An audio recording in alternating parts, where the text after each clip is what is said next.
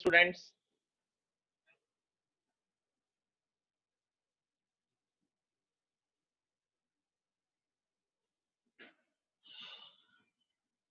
Please raise your hands for attendance. All the students, please raise your hand for attendance. Audio video is clear, then please raise your hands. Do it fast. Thank you so much. देखिए कल हमने chapter को start भी किया था, I think उससे पहले किया था, लेकिन कल हमने ये डिस्कस किया था कि एसिड क्या होते हैं। ठीक है, पहले हमने ये देखा कि एसिड को कैसे टेस्ट किया जाता है, कैसे ये पता करेंगे कि कौन सा मटेरियल एसिडिक होगा, कौन सा बेसिक होगा, और उसके अलावा एसिड्स की क्या क्या प्रॉपर्टीज होंगी। एसिड की प्रॉपर्टीज या उसकी आप डेफिनेशन बोलिए, एक ही बात है। जो एसिड है उसका टेस्ट सोर होता है। उसके अलावा जो एसिड्स हैं वो इलेक्ट्रिसिटी को कंडक्ट कर सकते हैं, तो हम उनको इलेक्ट्रोलाइट बोल सकते हैं। नेक्स्ट फीचर ये था कि वो ब्लू लिटमस को रेड कर देते हैं। ब्लू लिटमस को क्या कर देते हैं? Red.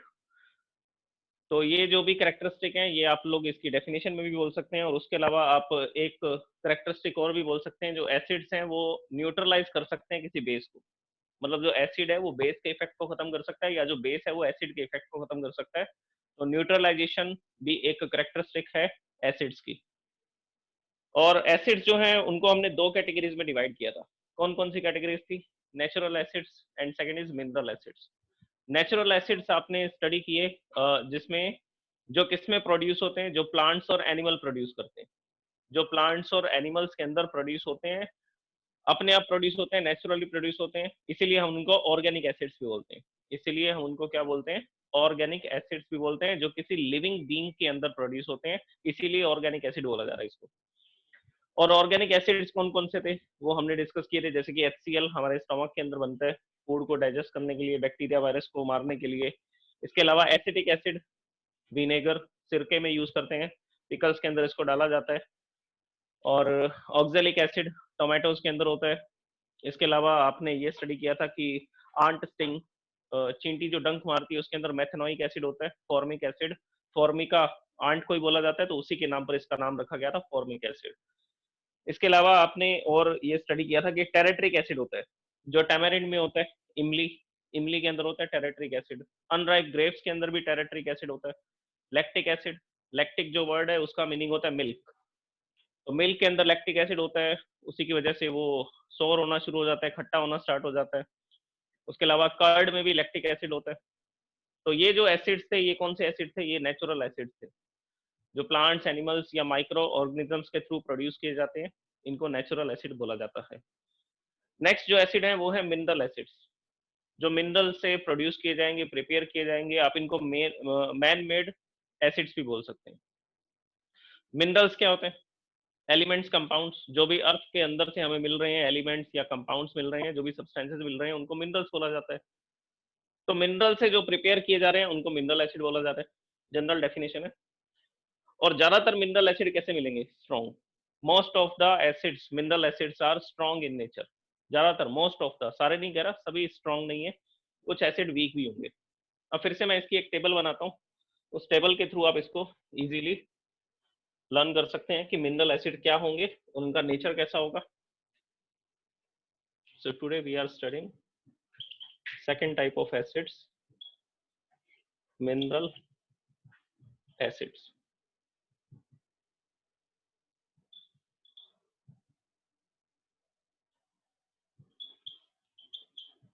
Name of acid, nature, and last chemical formula.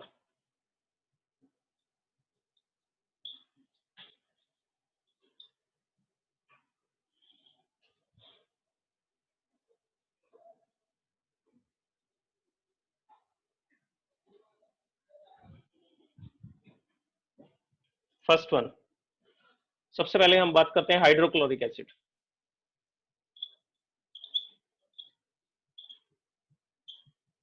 Hydrochloric acid, इसका नेचर कैसा है? इसका नेचर है स्ट्रॉन्ग, ये स्ट्रॉन्ग एसिड है।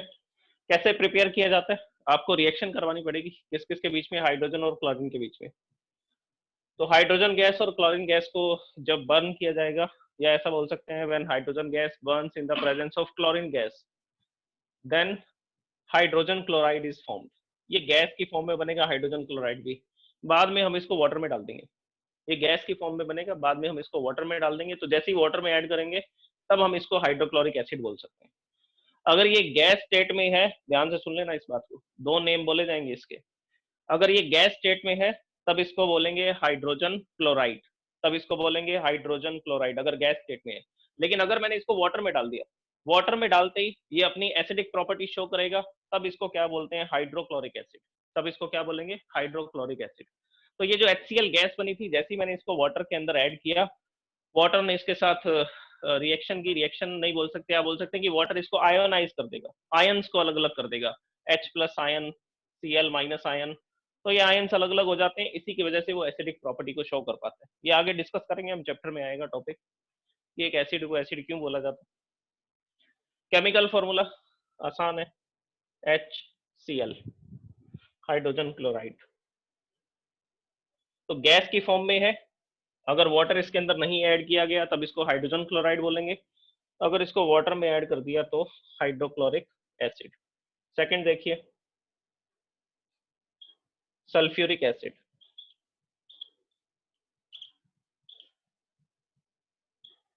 Sulphuric acid, sulphuric acid is also a strong acid. ये भी स्ट्रॉन्ग एसिड है, मतलब कुरोसिव नेचर है। कुरोसिव मतलब कि मेटल पर डालेंगे तो मेटल खराब हो जाएगा, वुड के ऊपर गिराएंगे वुड खराब हो जाएगा, स्किन को इफेक्ट कर सकता है ये, तो ये कुरोसिव इफेक्ट होंगे इसके। फॉर्मूला, फॉर्मूला होगा H2SO4, H2SO4, this is sulphuric acid.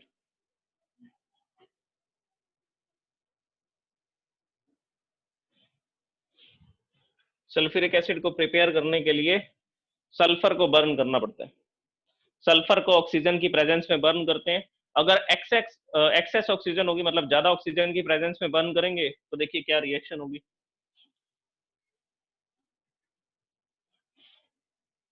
सबसे पहले मेरे पास सल्फर था, सल्फर होता है S8 की फॉर्म में, 8 सल्फर एक साथ जुड़े होते हैं, एक मॉलिक्यूल होता है S8, और ये किससे रिएक्शन करता है, ऑक्सीजन से, ऑक्सीजन से रिएक्शन करता है। अगर एक्सेस ऑफ ऑक्सीजन होगी तो ये क्या बनाता है, ये SO3 बनाता है। ठीक है, अभी आप इसको सिंपली याद रखिए कि SO2 ऑक्सीजन मिल रही है, और एक्सेस ऑफ ऑक्सीजन होगी तो ये रिएक्शन आगे कैरिड आउट होगी, SO2 फिर एक ऑक्सीजन के साथ और जुड़ेगा और क्या बना देगा, SO3। अब ये जो SO3 गैस बनी, सल्फर ट्राइऑक्साइड, इसको हम लोग किस में ऐड कर देते हैं, इसको वाटर में ऐड कर देते हैं। तो जैसे ही वाटर में ऐड करते हैं, वाटर में ऐड करते ही कौन सा एसिड बन जाता है, H2SO4। तो इस रिएक्शन में देखिए, सबसे पहले जो सल्फर था उसको ऑक्सीजन की प्रेजेंस में बर्न किया गया, ऑक्सीजन की प्रेजेंस में बर्न किया, SO2 बना। और अगर एक्सेस ऑफ ऑक्सीजन होगी तो एक ऑक्सीजन मॉलिक्यूल इसके साथ एक ऑक्सीजन एटम और जुड़ जाएगा, क्या बन जाएगा, SO3।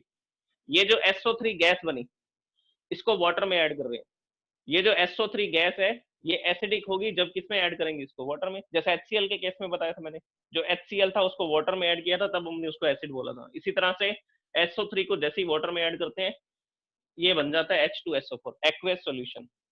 तो ये जो H2SO4 है इसको बोला जाता है सल्फ्यूरिक एसिड। और अगर एक्सेस ऑफ ऑक्सीजन नहीं होगी तो एक एसिड और बन सकता है, देखिए कौन सा, S+O2 SO2, और जो SO2 है हम उसको वाटर में ऐड कर देते हैं। पहले मैंने SO3 को वाटर में ऐड किया था, अभी मैं SO2 को वाटर में ऐड कर रहा हूं, तो जैसे ही इसको वाटर में ऐड करते हैं एक एसिड बनता है H2SO3, sulphurous acid, sulphurous acid. तो SO3 है तो सल्फ्यूरस एसिड बोलेंगे, SO4 है तो सल्फ्यूरिक एसिड बोलेंगे इसको। तो इस तरह से ये प्रोड्यूस किया जाता है। अब इसके बाद देखिए नेक्स्ट, नाइट्रिक एसिड।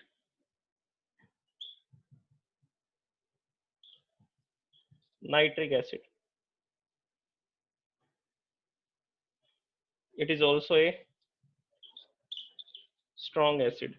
ये कई केमिकल रिएक्शन में ऑक्सीडाइजिंग एजेंट का भी वर्क करता है। H2SO4 भी ऑक्सीडाइजिंग एजेंट का वर्क करता है कुछ केमिकल रिएक्शन में, लेकिन ज्यादातर किसको यूज किया जाता है, ऑक्सीडाइजिंग एजेंट के लिए HNO3 को यूज किया जाता है, क्योंकि ये अपनी ऑक्सीजन दे सकता है किसी भी केमिकल रिएक्शन में। अब नाइट्रिक एसिड कैसे प्रोड्यूस करेंगे, किसको बर्न करना पड़ेगा, नाइट्रोजन को। देखिए बड़ी सिंपल रिएक्शन लिख रहा हूँ मैंने, अभी इसको ना बैलेंस किया कुछ भी नहीं है, सिर्फ आपकी नॉलेज के लिए बता रहा हूँ। नाइट्रोजन ऑक्सीजन से रिएक्शन करता है, NO2 गैस बनती है। NO2 गैस को किस में डाल देते हैं, H2O में, वाटर में जैसे ही ऐड करेंगे, वाटर में ऐड करते ही क्या बन जाएगा, HNO3। वाटर में ऐड करते ही क्या बन जाएगा, HNO3। तो नाइट्रोजन ऑक्सीजन की प्रेजेंस में बर्न होती है, NO2 गैस बनती है, नाइट्रोजन डाइऑक्साइड गैस बनती है। नाइट्रोजन डाइऑक्साइड वाटर से रिएक्ट करता है और कौन सा एसिड बनाता है, HNO3 नाइट्रिक एसिड बनाता है। मैं आपको प्रोसेस बता रहा हूँ। नाइट्रोजन को ऑक्सीजन की प्रेजेंस में बर्न कीजिए, नाइट्रोजन डाइऑक्साइड बनेगा, नाइट्रोजन डाइऑक्साइड गैस को वाटर में डालेंगे, वाटर में ऐड करते ही कौन सा एसिड मिलेगा, HNO3 एसिड मिलेगा। So this HNO3 acid is called nitric acid. और इसका अगर ये गैस की स्टेट में है तो NO2 है, वाटर में ऐड करते ही क्या बन जाएगा, HNO3। नेक्स्ट, फोर्थ एसिड लिखता हूं मैं, कार्बोनिक एसिड, जो कोल्ड ड्रिंक्स के अंदर मिलता है। Carbonic acid, carbonic acid week होता है, वीक एसिड है, इसीलिए उसको यूज किया जा सकता है फूड मटेरियल्स के अंदर। फॉर्मूला होता है H2CO3, H2CO3। अब कैसे बनाएंगे कार्बोनिक एसिड, बड़ा ही सिंपल है। कार्बन को बर्न करो, ऑक्सीजन की प्रेजेंस में कौन सी गैस बनेगी, CO2। CO2 एसिडिक गैस है, कैसे पता लगेगा, वाटर में ऐड कर दो CO2 गैस को। कार्बन ऑक्सीजन के साथ रिएक्शन करता है और कौन सी गैस बनाता है, CO2।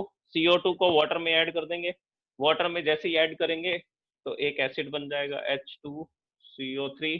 This is known as carbonic acid. Cold drinks के अंदर आपको ये एसिड मिलेगा। इसकी वजह से जो कोल्ड ड्रिंक का टेस्ट होता है वो सॉर होता है, खट्टा होता है। नोट कर लीजिए। तो ये मिनरल एसिड है जिसमें हाइड्रोक्लोरिक एसिड स्ट्रॉन्ग है, H2SO4 स्ट्रॉन्ग है, HNO3 स्ट्रॉन्ग है, कार्बोनिक एसिड वीक है।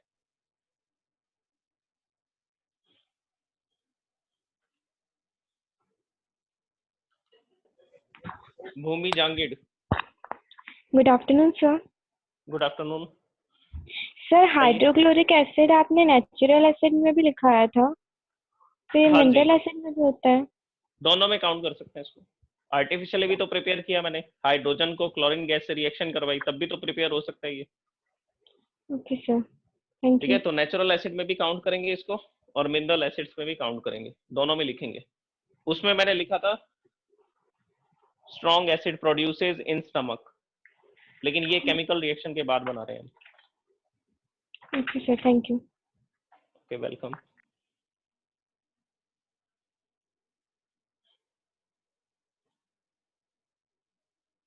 यस मिस्टर पुलकित।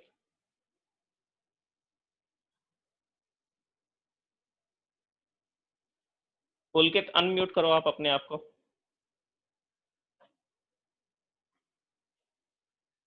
ओके, नेक्स्ट कपिल को।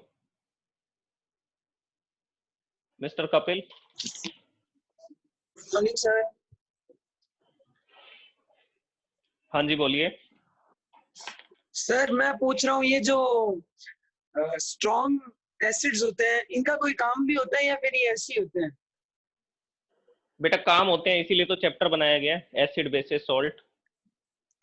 हाँ सर, अभी हम सिर्फ प्रॉपर्टीज पढ़ रहे हैं। प्रॉपर्टीज पढ़ने के बाद आपको मैं बताऊंगा ये किस किस सब्सटेंस से रिएक्शन करेगा। रिएक्शन करने के बाद हमें समझ आएगा कि हम इसको कहाँ पर यूज कर सकते हैं। तो इस चैप्टर में इसके यूजेस भी आएंगे।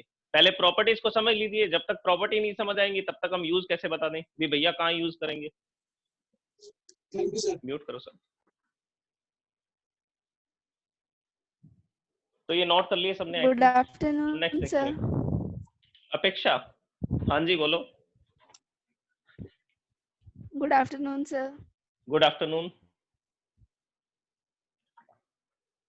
सर जो लैक्टिक एसिड होता है वो कर्ड में होता है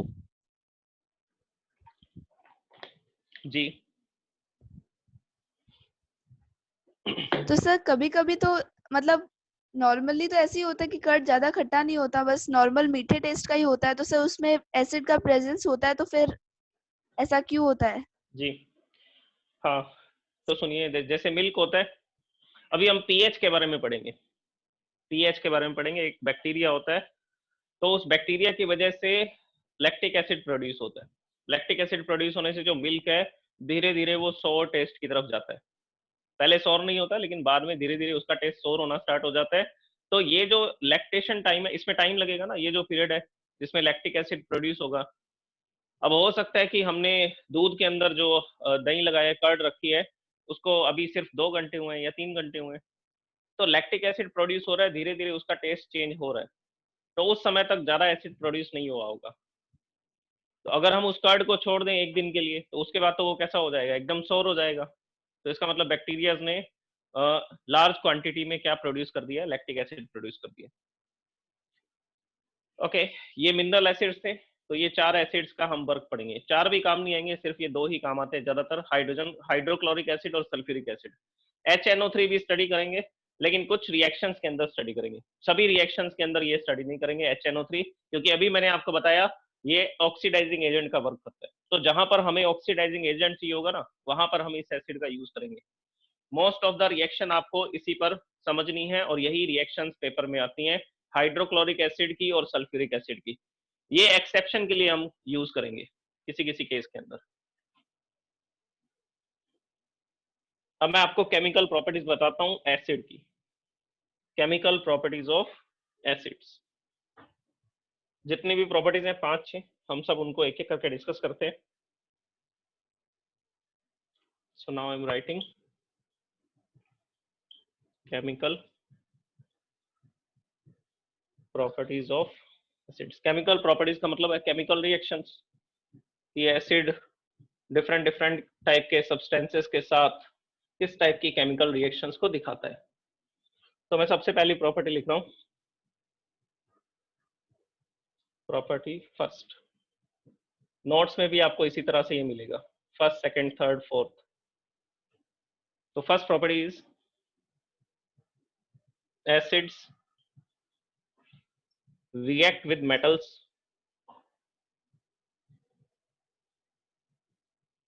to produce salt and hydrogen। ये फर्स्ट कैरेक्टरिस्टिक है, याद कर लीजिए। Acids react with metals to produce salt and hydrogen. Acid जब भी किसी भी मेटल के साथ रिएक्शन करेगा तो 2 ही प्रोडक्ट बनेंगे, salt and hydrogen, salt and hydrogen. अब इस स्टेटमेंट को याद रखने के लिए मैं आपको एक सिंपल फॉर्मूला बताता हूँ। सिंपल फॉर्मूला सुनिए। सबसे पहले मेटल, मेटल किसके साथ रिएक्ट करेगा, एसिड के साथ। So metal plus acid, metal plus acid जहां पर भी आपको दिखेगा वहां पर आपको ये 2 प्रोडक्ट दिखेंगे, salt and hydrogen, salt and hydrogen. So this is the formula. ये फॉर्मूला को आपको लेकर के चलना है, इसी फॉर्मूला को आपको चेक करना है, एग्जाम में भी आता है। तो आपको ये देखना है कि अगर मेटल और एसिड लिखे हुए हैं तो सॉल्ट और हाइड्रोजन ही बनेगा उसमें। अब इस फॉर्मूला पर एक केमिकल रिएक्शन मैं आपको बताता हूँ। फिर एक जो जिंक है वो H2SO4 के साथ रिएक्शन करता है और ZnSO4 बनाता है। इवोल्यूशन ऑफ गैस में पढ़ा था हमने फर्स्ट चैप्टर के अंदर, एक कैरेक्टरिस्टिक थी केमिकल रिएक्शन की, इवोल्यूशन ऑफ गैस। उसमें हमने ये स्टडी किया था कि जिंक जो है वो H2SO4 सल्फ्यूरिक एसिड के साथ रिएक्शन करता है। अब मैं आपको दोनों तरह की रिएक्शंस बताता हूँ। जैसे मान लीजिए हम लोग सोडियम को रिएक्ट करवाते हैं, किससे, कौन सा एसिड ले रहा हूं मैं, HCl। रिएक्शन देखते जाइए, H2SO4 की भी लिखूंगा, HCl की भी लिख रहा हूँ, Na plus HCl, Na plus HCl क्या बनेगा, NaCl, सॉल्ट बनेगा। और कौन सी गैस रिलीज होगी, हाइड्रोजन गैस। बैलेंस कर लेते हैं इसको, हाइड्रोजन 2 है तो यहाँ 2 से मल्टीप्लाई करना पड़ेगा, यहाँ भी 2 से, यहाँ भी 2 से। तो ये एक बैलेंस केमिकल रिएक्शन है, फर्स्ट एग्जांपल। सेकंड एग्जांपल देखिए, पोटेशियम भी रिएक्शन कर सकता है, 2K प्लस 2HCl क्या बनेगा, 2KCl plus H2, sodium chloride, potassium chloride. ये क्लोराइड क्लोराइड जो है, जो सॉल्ट ही है ये सारे। NaCl, metal plus non metal, metal plus non metal, salt बोला जाएगा इनको। और रिएक्शन देखिए, मैग्नीशियम की रिएक्शन करवा देते हैं, Mg प्लस 2HCl क्या बनेगा, MgCl2 प्लस H2। बैलेंस कर देते हैं इसको, यहाँ 2 लगा दिया, ठीक है, ये ऑलरेडी बैलेंस केमिकल रिएक्शन है। इसी तरह से एक केमिकल रिएक्शन और देखो, जिंक की, Zn प्लस HCl ये बनेगा ZnCl2 प्लस H2, यहाँ पर 2 से मल्टीप्लाई कर देते हैं। तो ये केमिकल रिएक्शंस देखिए, सोडियम ने एसिड के साथ रिएक्शन की तो सोडियम क्लोराइड बना और हाइड्रोजन गैस रिलीज हुई। ये गैस है तो इसको अप एरो से हम लोग डिनोट कर सकते हैं, बता सकते हैं, रिप्रेजेंट करेंगे। पोटेशियम ने HCl से रिएक्शन की तो पोटेशियम क्लोराइड बना, मैग्नीशियम से HCl से रिएक्शन की तो मैग्नीशियम क्लोराइड बना, जिंक ने HCl से रिएक्शन की तो जिंक क्लोराइड बना। और ये केमिकल रिएक्शन हम पढ़ चुके हैं, ये है डिस्प्लेसमेंट रिएक्शंस। देखो ध्यान से, एक एलिमेंट दूसरे एलिमेंट को डिस्प्लेस कर रहा है। यहाँ पर सोडियम की रिएक्टिविटी हाइड्रोजन से ज्यादा है तो सोडियम हाइड्रोजन को डिस्प्लेस कर देते हैं।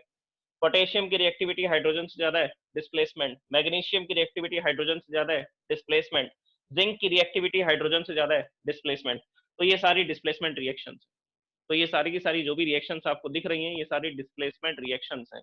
अब किसी भी एक रिएक्शन को उठाते हैं और उसका एक्सप्लेनेशन मैं आपको बताता हूँ कि एक्चुअल में क्या होता है। जैसे कि फर्स्ट रिएक्शन ही देख लीजिए, 2Na + 2HCl।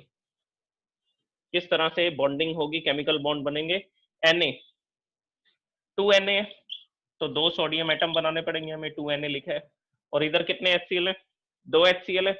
तो HCl को देखो मैं कैसे लिखता हूँ, H+ Cl-। दूसरा HCl कैसे लिखेंगे, H+ Cl-। ये दोनों एटम है, ये दो अलग अलग एटम है और ये दो मॉलिक्यूल हैं, HCl का एक मॉलिक्यूल, ये HCl का दूसरा मॉलिक्यूल। अब रिएक्शन में देखो क्या होगा, ये सोडियम क्लोरीन के साथ जुड़ना चाहता है लेकिन जुड़ नहीं सकता। क्यों? क्योंकि इसके पास अभी पॉजिटिव चार्ज नहीं है। जब तक इसके पास पॉजिटिव चार्ज नहीं आएगा तब तक ये क्लोरीन की तरफ अट्रैक्टेड नहीं होगा। तो इसको पॉजिटिव आयन बनना पड़ेगा। आयन बनने के लिए इसको क्या रिलीज करना पड़ेगा, इसको अपना एक इलेक्ट्रॉन डोनेट करना पड़ेगा, देना पड़ेगा। तो ये जो सोडियम है, ये सोडियम अपना एक इलेक्ट्रॉन डोनेट करता है। इसने एक इलेक्ट्रॉन डोनेट कर दिया और ये बन गया Na+। इसी तरह से ये भी बन गया Na+, इसने भी अपना एक इलेक्ट्रॉन डोनेट कर दिया, दे दिया। अब क्या होगा, अब Na+ और Cl- के बीच में एक स्ट्रॉन्ग अट्रैक्शन फोर्स क्रिएट होगा। इतना ज्यादा अट्रैक्शन फोर्स क्रिएट होगा कि Cl इसको छोड़ करके, H+ को छोड़ करके किसके साथ जुड़ जाएगा, Na के साथ। इसी तरह से ये Cl भी इसको छोड़ देगा और कहाँ चला जाएगा, Na+ की तरफ अट्रैक्टेड हो जाएगा। अब ये बेचारे H+ रह गए, ये आयंस रह गए। H+ का मतलब है प्रोटॉन, सिर्फ एक प्रोटॉन है। हाइड्रोजन की स्ट्रक्चर आपको पता है, उसके न्यूक्लियस में एक प्रोटॉन होता है और फर्स्ट ऑर्बिट में एक इलेक्ट्रॉन होता है। अगर इसके पास +1 पॉजिटिव चार्ज है, -1 नेगेटिव चार्ज है, इसका नेट चार्ज 0 होगा। ये हाइड्रोजन एटम है, यहाँ तो H+ लिखा हुआ है, H+ लिखा हुआ है तो इसका मतलब ये एक इलेक्ट्रॉन इसका क्या नहीं है, यहाँ पर फर्स्ट ऑर्बिट में कोई इलेक्ट्रॉन ही नहीं है।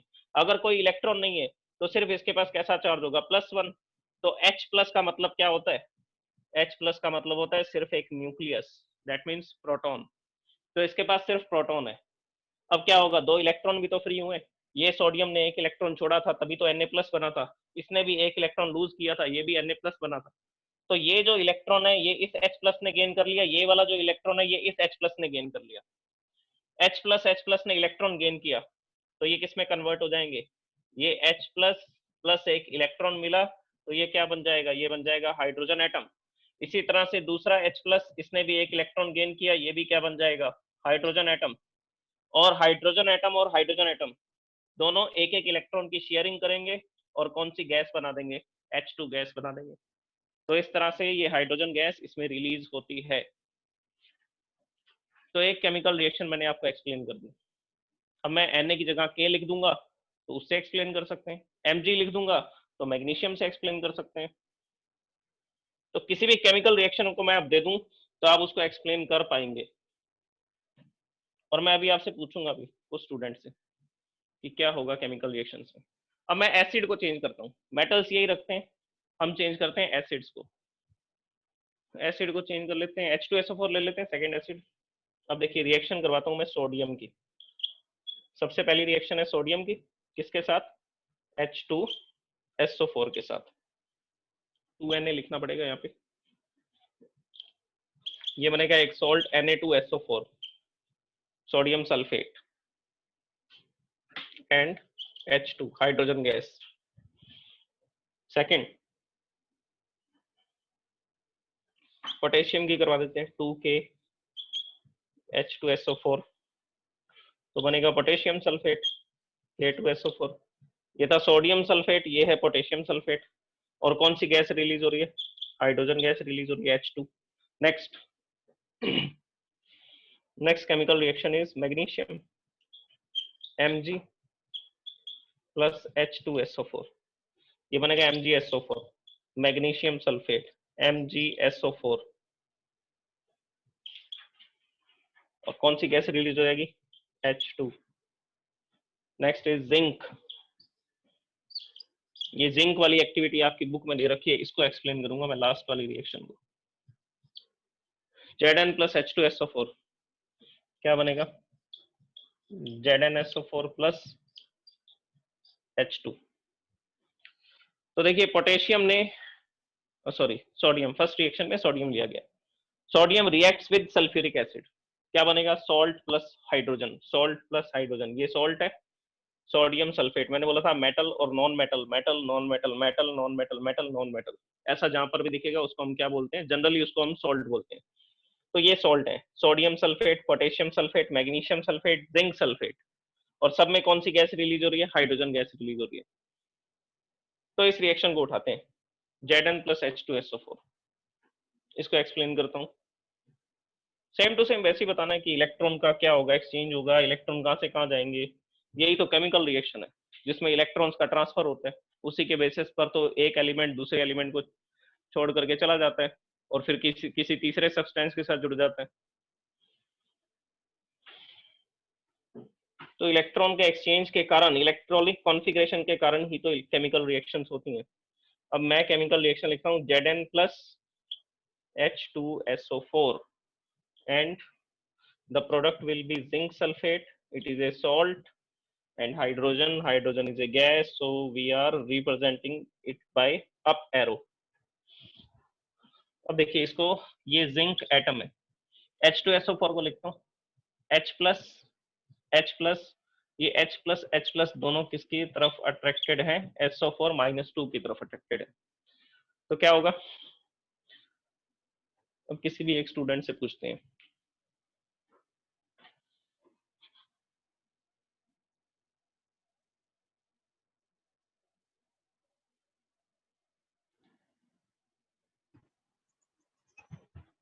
Yes mister Bhavesh, mister Bhavesh.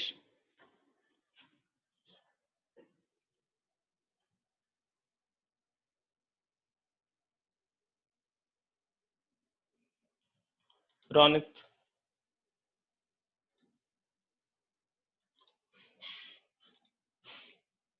Yes Ronit. देखिए इस केमिकल रिएक्शन में बताइए क्या होगा? सर जिंक को अपने 2 इलेक्ट्रॉन फ्री करने पड़ेंगे। हाँ, इसको अपने 2 इलेक्ट्रॉन अपनी आउटर ऑर्बिट से फ्री करने पड़ेंगे। ठीक है, और क्या बन जाएगा फिर ये? वो जिंक सल्फेट बन जाएगा, सल्फेट से ऐड हो जाएगा। नहीं, और ये जिंक का क्या होगा? ये एटम है अभी। हाँ, तो इसके साथ क्या होने वाला है? वो SO4 के साथ रिएक्ट करेगा। नहीं, ये एटम है अभी, ये किस में कन्वर्ट होगा? आयन के अंदर। हाँ, ये आयन में कन्वर्ट होगा। और आयन में कन्वर्ट होने के लिए +2 चार्ज कैसे आएगा इस पर? वो अपने 2 इलेक्ट्रॉन फ्री करेगा आउटर 2 ऑर्बिट से। इलेक्ट्रॉन फ्री करेगा। Very good. ये इसने 1 इलेक्ट्रॉन फ्री किया, ये दूसरा इलेक्ट्रॉन फ्री किया इसने। और वो तो दोनों Zn इलेक्ट्रॉन +2, हाँ वो जी, दोनों वो दोनों इलेक्ट्रॉन कौन ले लेगा? हाइड्रोजन ले लेंगे। Very good. और हाँ जी, और हाँ जी। हाइड्रोजन फ्री हो जाएंगे और ZnSO4 से रिएक्ट ये करके हाइड्रोजन, जिंक सल्फेट बना लेगा। जी, ये हाइड्रोजन एटम एक दूसरे के साथ एक इलेक्ट्रॉन की शेयरिंग करेंगे और H2 गैस बन जाएगी।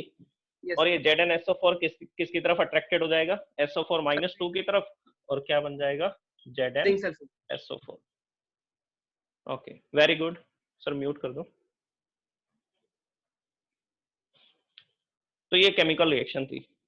अब मैं इस केमिकल रिएक्शन को एक्सप्लेन करता हूं एक एक्टिविटी के थ्रू। 7-8 मिनट है, जल्दी से एक्टिविटी का एक डायग्राम बनाता हूं और आपको एक्सप्लेन करता हूं कि अब ये हाइड्रोजन गैस निकल रही है, इसको कैसे आइडेंटिफाई करेंगे? इसको आइडेंटिफाई करने का मेथड भी पता है हमें। Metal plus acid, salt plus hydrogen gas.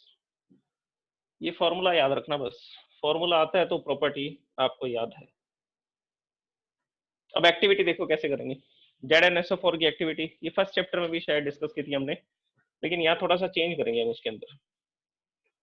तो सबसे पहले एक तो स्टैंड का यूज करना पड़ेगा एक टेस्ट ट्यूब को रखने के लिए।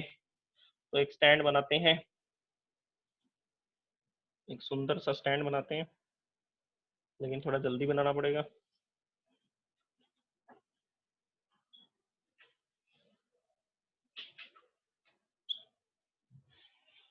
स्टैंड और यहाँ पर क्लैंप होगी, क्लैंप की हेल्प से हम लोग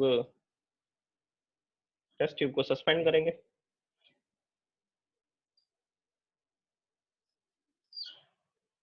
ये टेस्ट ट्यूब को हमने सस्पेंड कर दिया।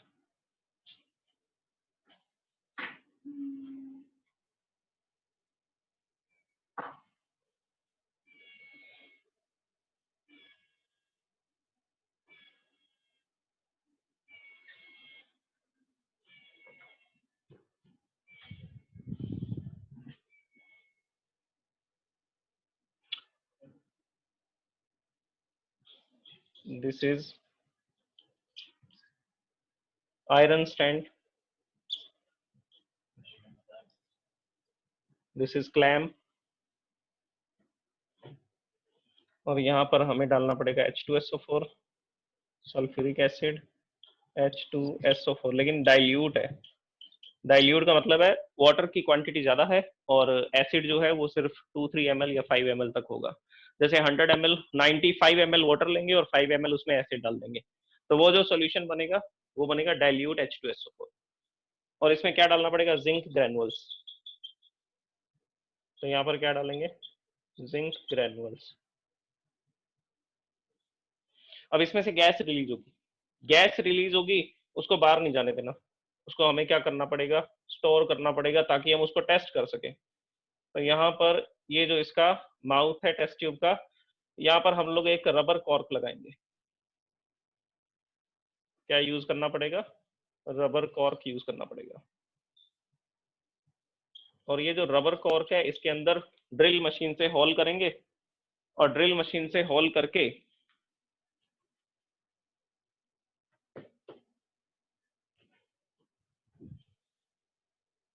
इसमें एक ग्लास डिलीवरी ट्यूब फिक्स करेंगे। तो यहाँ पर ये एक्टिविटी आपके सेकंड चैप्टर में गिवन है। फर्स्ट चैप्टर में तो मैंने इवोल्यूशन ऑफ गैस को एक्सप्लेन करने के लिए इस एक्टिविटी का यूज किया था।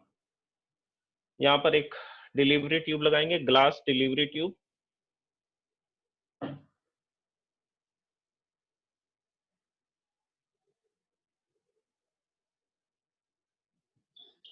This is glass delivery tube.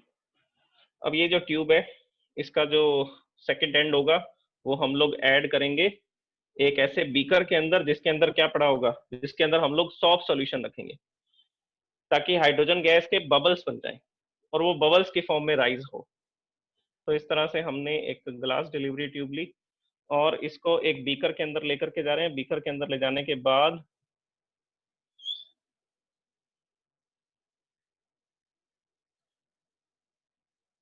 ये रहा, ये ग्लास डिलीवरी ट्यूब हो गई। इसको डार्क कर देता हूँ ताकि आपको इजीली विजिबल हो ये।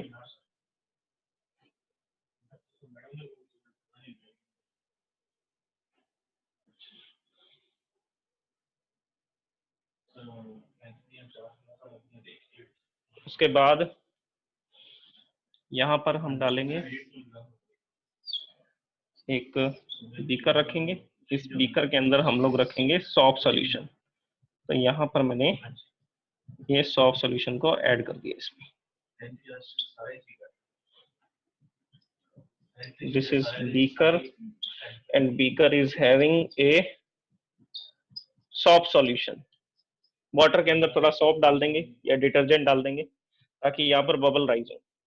अब देखिए क्या होगा, आपको रिएक्शन में पता है। ये जो मैंने डाल रखे हैं ये हैं जिंक ग्रैनुअल्स। जिंक ग्रैनुअल, जिंक के छोटे छोटे पीसेज हैं। H2SO4 में जैसे ही डालेंगे यहाँ से गैस रिलीज होगी। गैस रिलीज होगी तो वो बाहर नहीं निकल सकती क्योंकि हमने यहाँ पर डिलीवरी ट्यूब को फिक्स कर दिया। तो गैस जब यहाँ से राइज होगी तो इस डिलीवरी ट्यूब में ऐसा ट्रांसफर होगी, ट्रांसफर होते होते इस सॉफ्ट सोल्यूशन में आएगी, इस बीकर के अंदर आएगी। इसमें जैसे ही आएगी तो यहाँ पर आते ही क्या क्रिएट होने शुरू हो जाएंगे? बबल्स क्रिएट होने शुरू हो जाएंगे। और ये जो बबल्स हैं ये क्या होंगे? ये राइज होंगे। ग्लास डिलीवरी ट्यूब, ये बबल्स ऐसा राइज होंगे और बबल्स ऊपर की तरफ राइज हो रहे हैं। अब टेस्ट करना है हाइड्रोजन गैस का। हाइड्रोजन गैस का टेस्ट करना है, कैसे करें? बर्निंग कैंडल ले आते हैं। तो यहाँ पर जैसे ही मैं एक बर्निंग कैंडल को यहाँ पर लेकर के आऊंगा तो हम देखेंगे कि ये जो बबल था, बबल के पास जैसे ही लेकर के आए, ये इस तरह से क्या करेगा? Little explosion.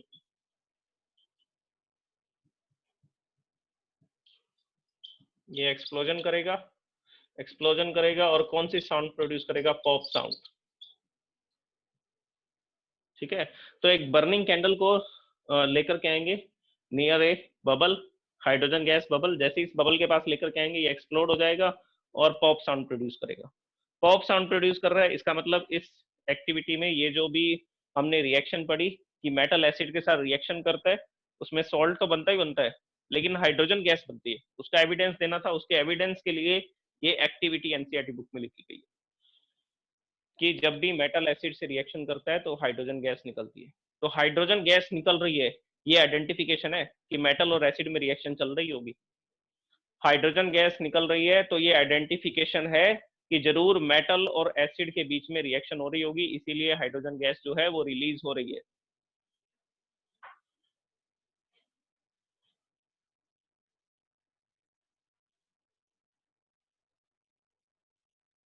Yes Mukund, good afternoon sir. Good afternoon. Sir हम टेस्ट ट्यूब के ऊपर भी तो सर कैंडल लेके आ सकते हैं सर, वहीं पे पॉप साउंड हो जाएगी सर। ग्लास डिलीवरी ट्यूब की क्या जरूरत है सर? वहां पे पॉप साउंड नहीं होगी, वहां पे एक्सप्लोजन हो जाएगा, एक्सप्लोजन हो जाएगा।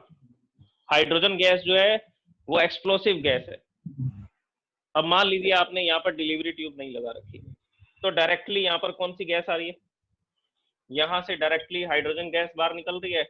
आप बर्निंग कैंडल जैसे ही यहाँ लेकर के आएंगे, ये हाइड्रोजन गैस पूरी बर्न हो जाएगी और उसकी जो फ्लेम्स हैं वो आप तक पहुंच जाएंगी। तो लेबोरेटरी में ऐसा तो नहीं करना चाहेंगे हम कि आसपास की चीजों को भी आग लग जाए, फायर पकड़ ले वो। ठीक है, तो इसीलिए इसको हम लोग क्या कर रहे हैं, एक ग्लास डिलीवरी ट्यूब में ट्रांसफर कर रहे हैं। और अभी यही एक्सपेरिमेंट चल रहे हैं कि हाइड्रोजन को कैसे कंट्रोल किया जाए, क्योंकि व्हीकल्स जो है वो हाइड्रोजन गैस पे चलेंगे। तो हाइड्रोजन जब ऑक्सीजन से रिएक्शन करेगा तो सिर्फ H2 प्रोड्यूस होगा, वाटर प्रोड्यूस होगा, और वाटर प्रोड्यूस होगा तो वो तो कोई हार्मफुल